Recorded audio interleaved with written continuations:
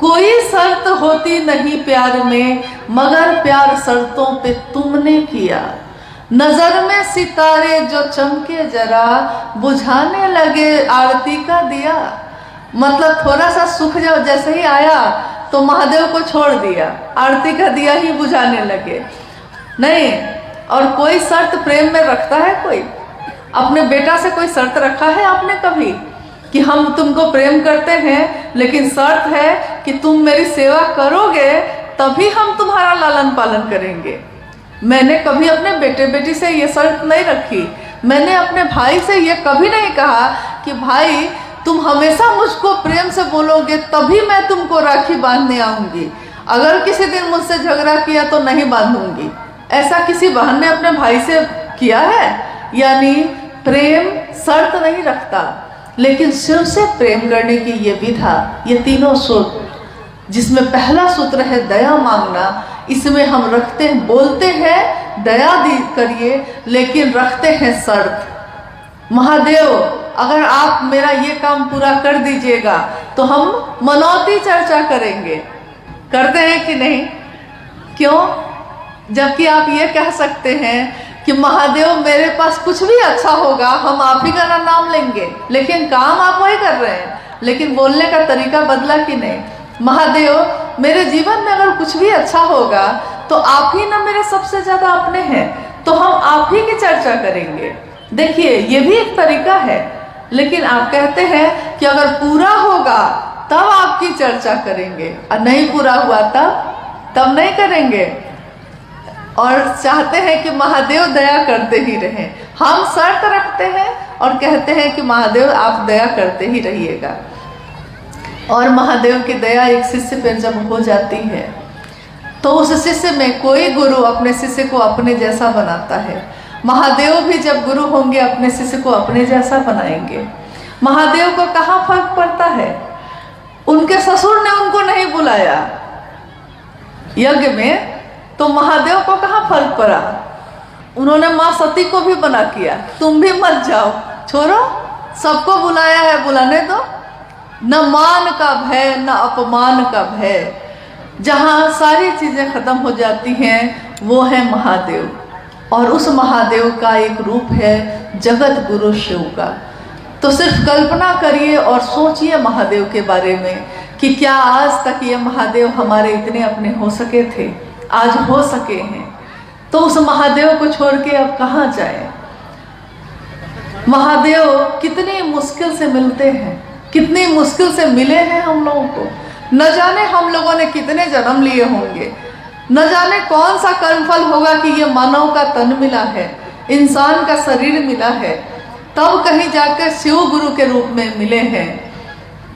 तो जो महादेव इतनी मुश्किल से मिले हैं, तुमसे एक पल में कैसे बिछड़ जाए हम, जिससे मिलने में शायद जमाने लगे, शायद महादेव से मिलने में जमाने लग जाएंगे, उनसे एक पल में हम कैसे बिछड़ जाएं। तो मान लिया है तो मान के रखिएगा, नहीं माना है तो मानने की कोशिश करिए, और मान कर बैठ भी गए हैं अगर तो फिर से चलाने की कोशिश करिए। और दूसरों को जो दीजिएगा वही आपको भी मिलेगा। इसलिए दुनिया में प्रेम दीजिए, सम्मान दीजिए, शिव के लोगों का सम्मान करिए। कहते हैं कि साहब ने कहा कि दक्षिण भारत में एक संत हुए तिरुमूलर, उस संत के लिखी हुई कुछ किताबें हैं, उसमें वो कहते हैं कि मेरे गुरु नंदी ने मुझसे कहा है, संत तिरुमूलर कहते हैं मेरे गुरु नंदी ने मुझसे कहा है कि अगर सेवा ही करनी है तो उनकी करो जो शिव की सेवा में लगे हैं। ये कौन लोग हैं जो शिव की बात करते हैं? ये वो हैं जो चलते फिरते मंदिर हैं, चलते फिरते मंदिर, जो जहां भी जाते हैं अपने शिव के नाम का दिया जलाते हैं और आगे बढ़ जाते हैं, महादेव से जोड़ते हैं और आगे बढ़ जाते हैं। खुद से जोड़ने की इच्छा नहीं है, खुद से जोड़कर हम क्या दे सकेंगे किसी को, लेकिन महादेव सब कुछ दे सकता है। तो महादेव से जोड़िए और आगे बढ़ जाइए। आइए हम लोग कुछ जिज्ञासाओं पे भी बात कर लेते हैं, अगर आई हैं तो। गुरु भोग एवं मोक्ष के अभिन्न रूप से दाता है। कैसे? शिव गुरु भोग और मोक्ष के अभिन्न रूप से दाता है। आप गौर कीजिएगा, इसमें शब्द है दाता, यानी जहां से ये चीज शुरू होती है। शिव दाता है। बाकी दुनिया में कोई भी है जिसने भी शिव से लेकर आपको हमको दिया है, उसको कहते हैं प्रदाता, यानी दाता से लेकर देने वाला। तो शिव को कहा गया कि भोग और मोक्ष के अभिन्न रूप से दाता है वो। भोग यानी यहाँ भोग का अर्थ होता है जो लौकिक जीवन का जो भोग है। यहाँ तक कि भोग में आप क्या गिनते हैं? अच्छा घर हो, संतान हो, गृहस्थी अच्छी चले, खेत हो, घर हो, गाड़ी हो, सारी चीजें हो, वैभव हो, लोग मुझको जाने।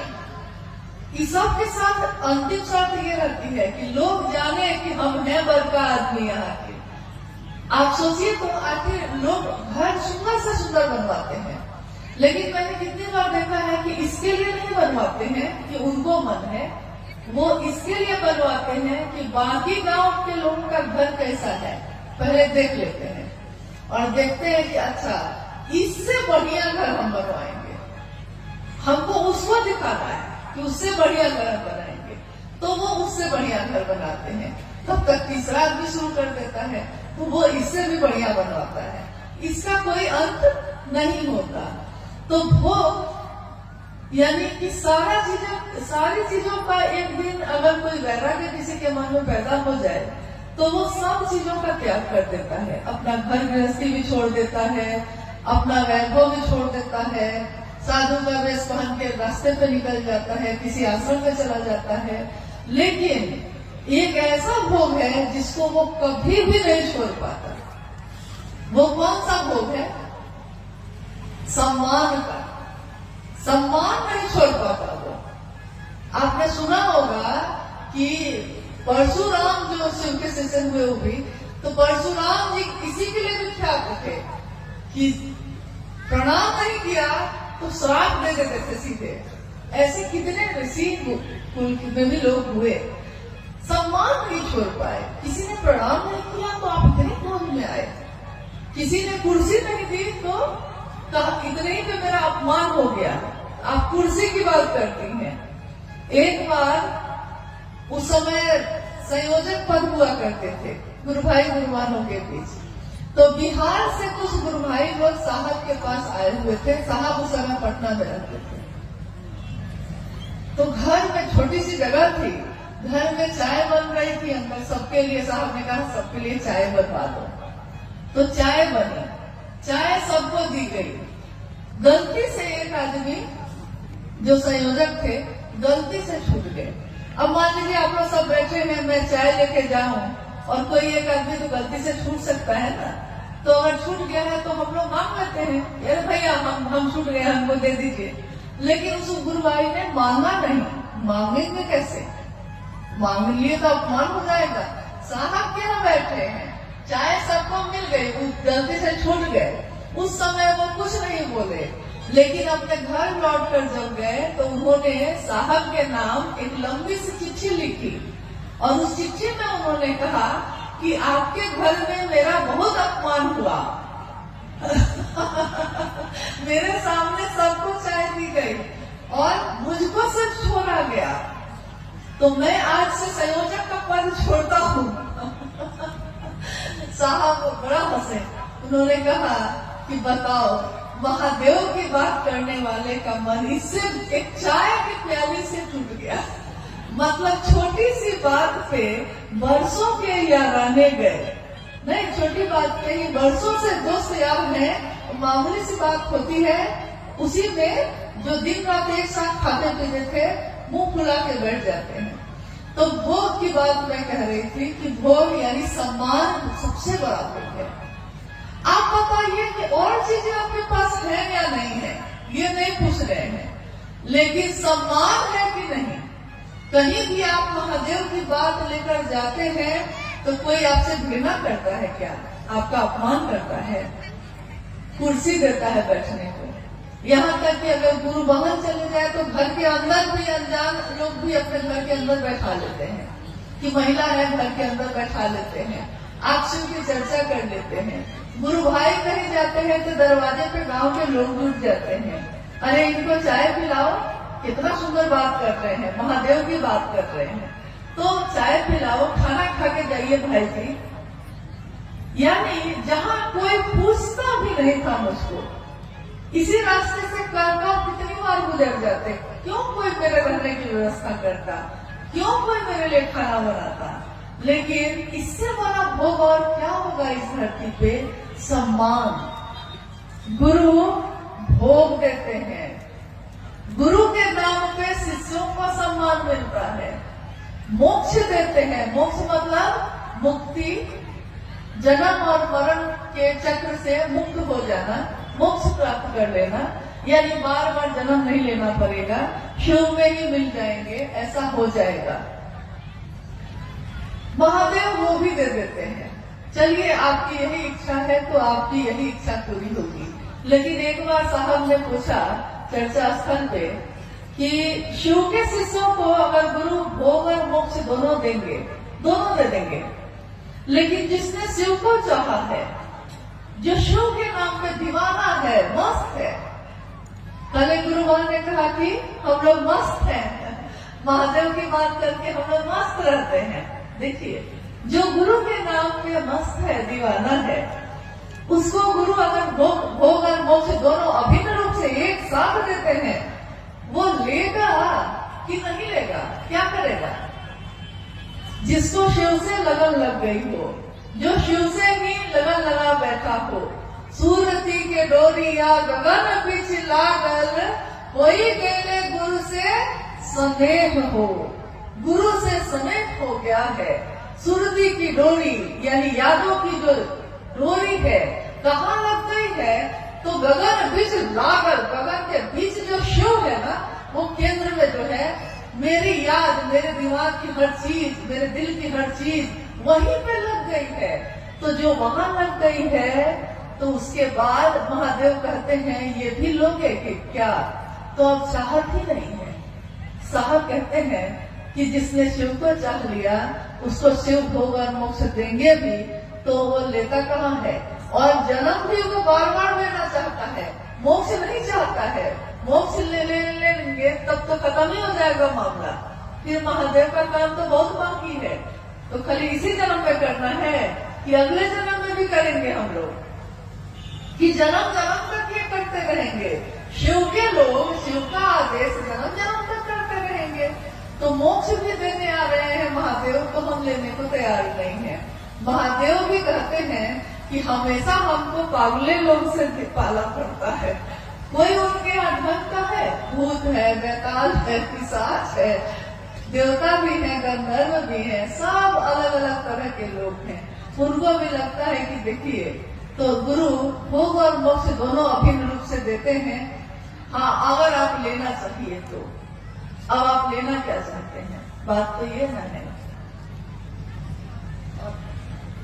अगली जिज्ञासा है कि शिव की पूजा एवं चर्चा में क्या अंतर है, समझाने की कृपा किया जाए। जिज्ञासा आपने सुनी। शिव की पूजा और शिव की चर्चा में क्या अंतर है? शिव ही है, एक ही सत्ता है शिव। पूजा भी हम कर रहे हैं तो शिव की कर रहे हैं, और चर्चा भी कर रहे हैं, यानी गुरु रूप की चर्चा कर रहे हैं, गुरु मानकर शिष्य बनकर चर्चा कर रहे हैं, तो शिव की कर रहे हैं। लेकिन एक भारी अंतर है दोनों में। भारी अंतर ये है कि शिव की पूजा में श्रद्धा चाहिए, विश्वास चाहिए, समर्पण चाहिए। शिव की पूजा यानी कि पूजा में हमारे बुजुर्ग कहते हैं, हाथ जोड़ के सिर झुकाओ, आंख बंद करो, मन महादेव पे लगाओ, विश्वास रखो, विश्वास करो, समर्पण करो, श्रद्धा रखो, तब होती है शिव की पूजा। और शिव की चर्चा में विश्वास नहीं है तब भी कोई बात नहीं है, श्रद्धा नहीं है तब भी कोई मामला नहीं है, समर्पण नहीं है तब भी कोई फर्क नहीं पड़ता है। यानी साहब महेंद्रानंद जी कहते हैं कि अविश्वास में, अश्रद्धा में, संशय में, विचारों में ही नहीं कुविचारों में भी शिव आपके गुरु हो सकते हैं। सिर्फ एक विचार, कुविचार मतलब कि महादेव के लिए अगर खराब भी सोच आप रखते हैं ना, तब भी वो महादेव आपसे रिश्ता जोड़ लेता है। आप कुछ भी सोच के सकिए, लेकिन लोहा अगर सटता है पारस से तो सोना ही बनता है, वो कैसे भी सके, तरीका चाहे उसका जो हो।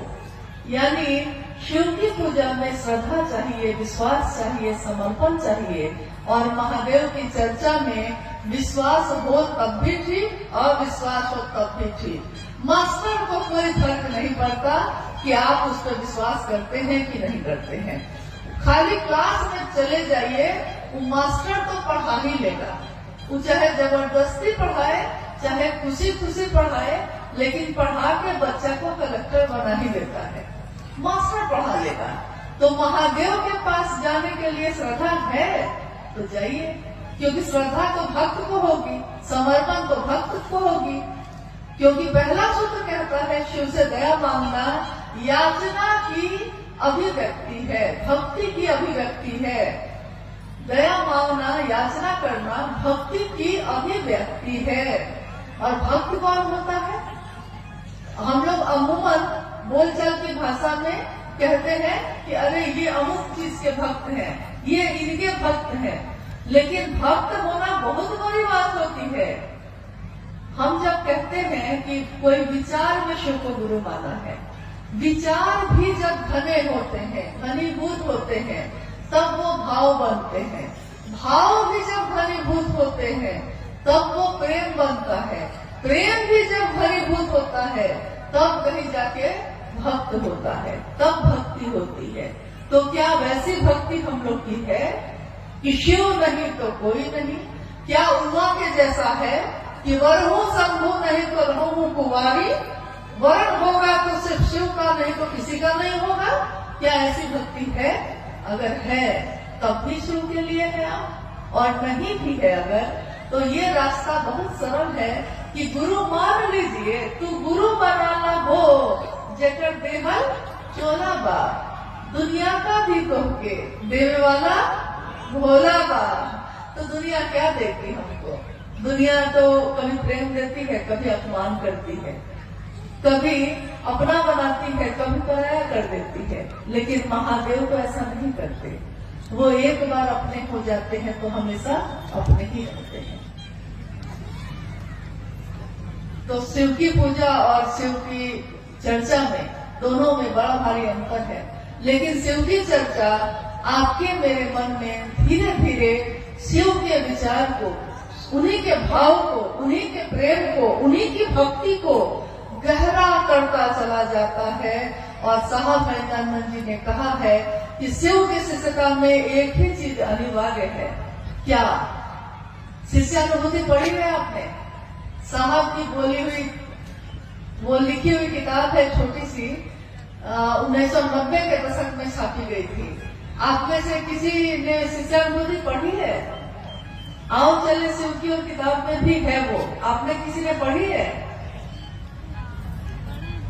गढ़वा में कोई पढ़ा ही नहीं शिष्यानुभूति, पढ़े है ना कुछ लोग? तो उसमें एक ही चीज अनिवार्य है, कुछ नहीं है तो कोई बात नहीं, अस्थाई शिष्य भाव, यही एक अनिवार्य चीज है। लेकिन ये अनिवार्य चीज जो है बड़ा मुश्किल है, बहुत कठिन है। लेकिन करत करत अभ्यास के जन्मति होते सुजान। करत करत अभ्यास, यानी शिव की चर्चा करते करते, शिव की बात करते करते, दूसरे को स्टेशन पहुंचाते पहुंचाते हम भी पहुंच जाते हैं। दूसरे को महादेव का रास्ता दिखाते दिखाते हम भी उस रास्ते पे चलने लगते हैं। कहता है ना, हमको नहीं देखा हुआ है, तुम दिखा दो, तो हम भी तो उस रास्ते पे चल देते हैं। तो शिव की चर्चा करते करते हमारा मन धीरे धीरे धीरे धीरे शिव के लिए अस्थायी भाव से आने लगता है। एक जिज्ञासा है, शिव गुरु को मानते हैं, उनसे दया भी मांगते हैं, नमन भी करते हैं, पर चर्चा नहीं कर पाते हैं, तो शिव मेरे गुरु नहीं होंगे क्या? चर्चा कैसे कर पाए? दया मांग पाते हैं, नमन कर पाते हैं, लेकिन शिव की चर्चा नहीं कर पाते। शिव से दया मांगना, अगर आपने पहला सूत्र ठीक से कर लिया है तो ये हो ही नहीं सकता है कि आप चुप बैठिएगा, क्योंकि उसके बाद तो आप जो बोलना शुरू करते हैं। जो लोग मूक थे, मौन थे, अपने घरों में बंद थे, उन लोगों ने जब शिव को गुरु बनाया तो ऐसा बोलना शुरू किया कि सामने वाला जब मिलता है तो घबरा जाता है, कहता है पहले ही कि हाँ हाँ हो गया, अब इससे ज्यादा मत बोलिए, हम मानने को तैयार हैं, शिव मेरे गुरु हैं। वो इतना बोलेगा कि महादेव को गुरु बनाए भैया, बनाए, कि लास्ट में वो कह देता है कि हाँ भैया अब मत बोलिए, अब थक गए, थक के वो कहता है कि इससे बढ़िया है कि मांगिए लेते हैं, तो मांग लेता है वो। यानी कि तब भी आप चुप नहीं होते। शिव का ध्यान, शिव का भाव दिल में थोड़ा जागे, दिल में थोड़ा जागेगा तो मुंह से तो अपने आप ही निकलता है। ये शास्त्र से बोली हुई बात है, ये शिव गुरु का मंच है। बोलिए, आपने कभी किसी को विद्वान, बड़े बड़े विद्वान को आके यहाँ बोलते सुना है? कभी नहीं सुना होगा। हमारे गुरुवान नहीं बोलते हैं, वही भजन गाते हैं, वही चर्चा करते हैं, वही संचालन करते हैं। यानी शिव शिष्यों की ये दुनिया, हाय रे ये दुनिया, हरिंदर की दुनिया, एक हरिंदर निहाल सारी दुनिया। कैसी दुनिया उन्होंने बनाई है, जिसमें कोई शास्त्र नहीं पढ़ा हमने, कोई किताबें नहीं पढ़ी हैं। कितने लोग तो अनपढ़ हैं, दुनिया जिसको कहती है गंवार वो भी है। लेकिन जब महादेव की बात करना शुरू करते हैं तो लोग ठहर के सुनते हैं कि कौन बोल रहा है ये, भैया ये कहाँ से सीखा आपने, वो कहता है, पूछता है। और भैया या दीदी कहती हैं कि भाई ये तो भैया साहब महेंद्रानंद जी का बात है जो हम कह रहे थे। तो उसने कहा कि क्या एक एक लाइन उन्होंने कही है? तो नहीं, उन्होंने सिर्फ इतना नहीं कहा था कि महादेव को अपना गुरु बनाना, लेकिन जब अपना बना लिए है ना तो हृदय में भाव अपने आप ही जगता है और मुंह से आवाज भी, शब्द भी, वाक्य भी अपने आप ही निकलने लगते हैं।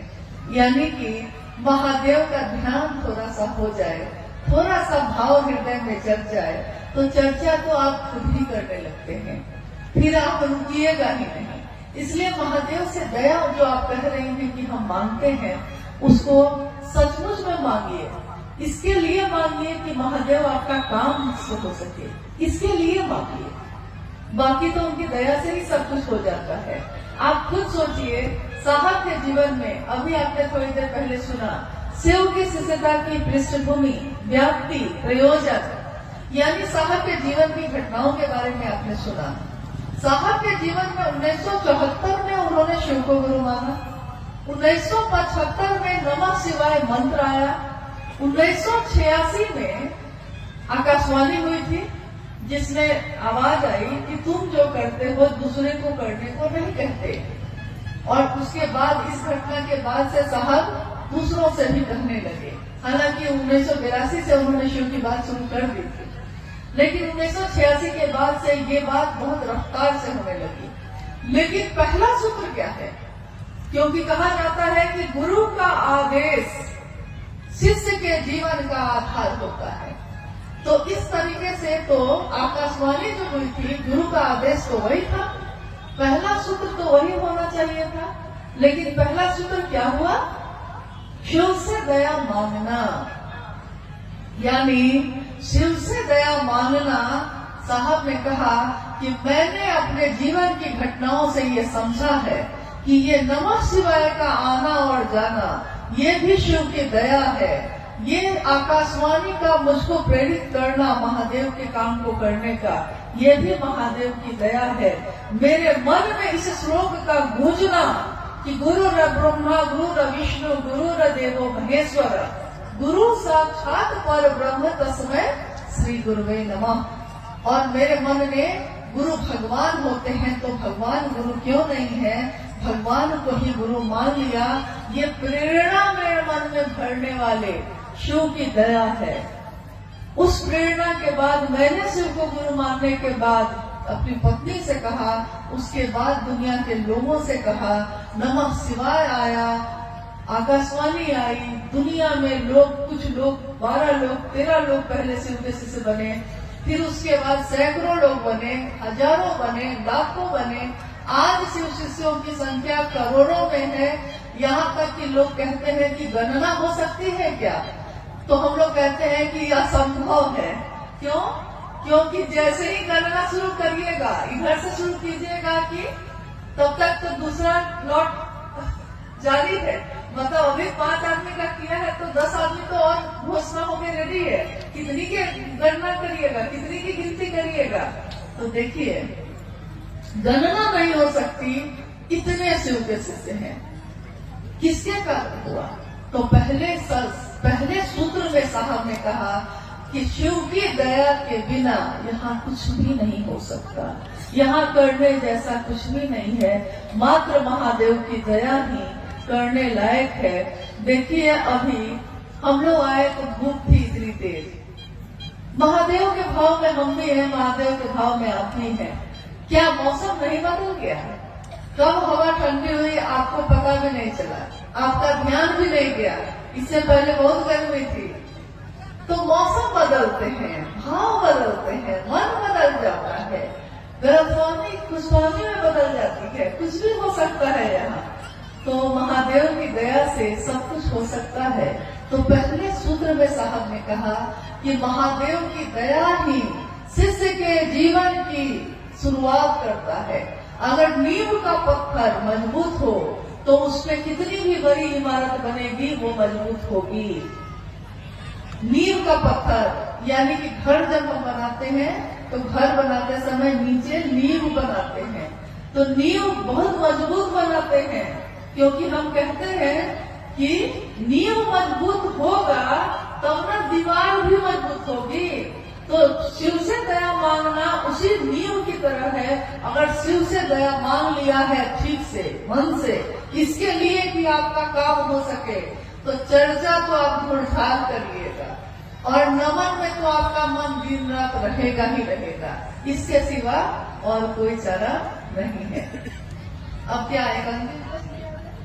हाँ, एक अंतिम जिज्ञासाएं तो बहुत हैं, लेकिन हम सभी समय में बंधे हैं। इसलिए एक अंतिम जिज्ञासा है कि हम गुरु भाई बहनों, हम गुरु भाई गुरु बहनों के जीवन में महाशिवरात्रि का क्या महत्व है? हम लोग महाशिवरात्रि क्यों मनाते हैं? हम सभी गुरु भाई गुरु बहन यानी शिव के शिष्य, हम सभी गुरु भाई गुरु बहनों के जीवन में महाशिवरात्रि का क्या महत्व है? हम महाशिवरात्रि क्यों मनाते हैं? जब साहब मधेपुरा में रह रहे थे उसी समय मां नीलमानंद जी ने कहा कि हमने शिव को गुरु बनाया है तो हम लोग को शिव के लिए कुछ करना तो चाहिए। तो हम क्या कर सकते हैं? और कमरे में कुछ लोगों के साथ शिव चर्चा शुरू हो चुकी थी। तो साहब ने कहा कि भाई क्या किया जाए बताओ। मां नीलम ने कहा कि शिवरात्रि का आगमन हो रहा है, क्यों नहीं हम सभी जो कुछ गुरु भाई गुरु बहन हैं हम मिलकर शिवरात्रि का आयोजन करें। तो साहब ने कहा कि ठीक है किया जाए। लेकिन उस समय ज्यादातर जगहों पे हरे रामा हरे कृष्णा का बोल चलता था। यहाँ तक कि माँ दुर्गा के मंदिरों में भी, शिव के मंदिरों में भी हर जगह हरे रामा हरे कृष्णा होता था। तो साहब ने कहा कि यार इन महाशिवरात्रि का आयोजन है, शिव की पूजा करेंगे, लेकिन बोल क्या होंगे, हम बोलेंगे क्या उसमें? तो मां नीलमानंद जी ने लिखा, हर भोला भोला भोला भोला हर हर, हर शिवा शिवा शिवा शिवा हर हर। और इसी धुन पे उस समय शिवरात्रि का आयोजन हुआ, सभी लोगों ने इस धुन पे को गाया। उसके बाद साहब आ गए पटना। पटना में जो उनका घर था वो छोटा सा फ्लैट था। तो अगले बार जब शिवरात्रि का आयोजन हुआ तो मां नीलमानंद जी ने कहा कि क्यों नहीं इसको बाहर मैदान में किया जाए। तो फिर उन्होंने इस आयोजन को जो सामने ऑफिसर्स फ्लैट के सामने मैदान था उसमें किया, और उसी में जो छोटा सा माइक लगा हुआ था हरबोला करने के लिए, जब कुछ देर का हरबोला हो गया तो उस समय हरबोला की समाप्ति के बाद उसी माइक से साहब ने जो लोग वहां जमा थे उन लोगों के बीच शिव की चर्चा की। तो साहब कहते हैं कि शिवरात्रि एक ऐसा प्लेटफॉर्म है, एक ऐसी जगह है जहां आपने, साहब ने कहा कि आपने देखा होगा कि जब बच्चे नदी में कूदते हैं तैरने के लिए या स्विमिंग पूल में कूदते हैं तो बहुत ऊपर में लकड़ी का एक टुकड़ा लगा रहता है, और उस लकड़ी के या बहुत बड़ा कोई सीमेंट का बना रहता है, और वहां खड़े होके वो ऊपर से जंप करता है पानी में तैरने के लिए, तैराकी के प्रतियोगिता में। तो ऊपर से जंप करता है धरती पे, मतलब नदी में। तो साहब ने कहा शिव के शिष्यों के लिए महाशिवरात्रि उसी तरह है कि महाशिवरात्रि से ही लॉन्च हुई शिव की चर्चा। इसीलिए शिव के शिष्य एक उत्सव अपने गुरु का मनाते हैं, महाशिवरात्रि। और मेरा निवेदन है कि आज अभी जो आने वाला है 8 मार्च को महाशिवरात्रि का आयोजन हो रहा है, हर जगह पे हो रहा है। मेरा निवेदन है कि 8 मार्च को जो महाशिवरात्रि है उसमें आप अपने सामूहिक रूप से जहां भी आप करना चाहते हैं जरूर करिए, लेकिन अपने घर को लौटिए जब, तो कम से कम 1.25 घंटे अपने घर के लोगों के साथ भी इसको करने की कोशिश करिए। अपने पड़ोसियों को भी बुलाइए इसमें, और इसके साथ साथ सजाइए अपने घर को, अपने मोहल्ले को, अपने दरवाजे को, क्योंकि शिव की रात्रि है, ये महाशिवरात्रि है। शिव के शिष्यों के लिए शिव की चर्चा का आगाज करने वाली है। तो हम नमन करते हैं अपने साहब दीदी को, अपने गुरु शिव को, कि महादेव की दया हम सभी पे बनी रहे, हम सबका जीवन शिवमय हो, सुगंधमय हो। साहब ने जो चाहा है शिव के लिए शिव को, हम सभी शिव के शिष्य भी शिव के लिए शिव को चाहें, दुनिया के लिए नहीं। दुनिया ने अपनी कामनाओं के लिए शिव को चाहा, शिव के शिष्य तो ऐसा ना करें। शिव के शिष्य शिव के लिए शिव को चाहें। आप सभी के चरणों में मेरा प्रणाम।